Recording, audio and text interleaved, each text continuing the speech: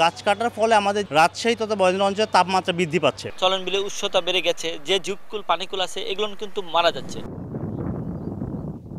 পানির প্রবাহ কমে এক সময়ের প্রমত্ত পদ্মার বিভিন্ন অংশে এখন ধুধু বালুচর। উত্তরাঞ্চলের কয়েকটি জেলায় সেচের অন্যতম উৎস চলন বিলেও দেখা দেয় পানির সংকট।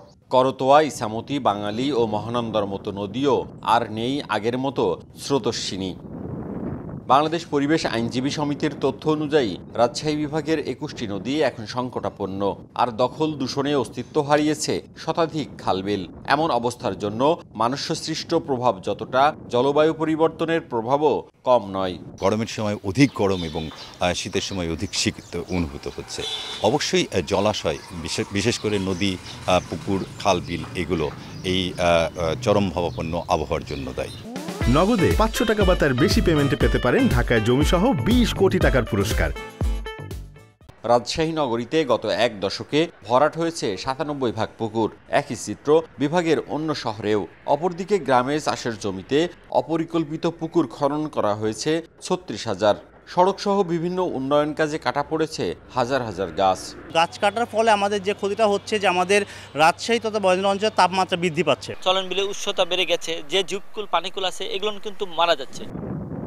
বিশেষজ্ঞদের মতে বরেন্দ্র অঞ্চলে বর্তমানে প্রকৃতির যে বিরূপ অবস্থা বিরাজ করছে, এর জন্য বৈশ্বিক জলবায়ুর পরিবর্তন দায়ী হলেও পরিবেশ বিধ্বংসী কর্মকাণ্ডও এই অঞ্চলের বিপর্যয় ত্বরান্বিত করেছে।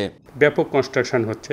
এই কনস্ট্রাকশনের পাশাপাশি অন্যান্য ল্যান্ডের পরিমাণ অর্থাৎ জলাভূমির পরিমাণ কমে যাচ্ছে। এখানে একটা হিট চেম্বার তৈরি হচ্ছে।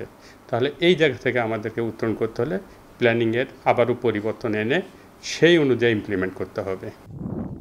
বরেন্দ্র অঞ্চলে গত কয়েক বছর ধরে প্রায় ২ ফুটের মতো করে নিচে নামছে ভূগর্ভস্থ পানির স্তর। দেখা দিচ্ছে খাবার ও কৃষিকাজের পানির সংকট, যা হুমকি হয়ে দাঁড়িয়েছে ফসল ও জনজীবনের জন্য।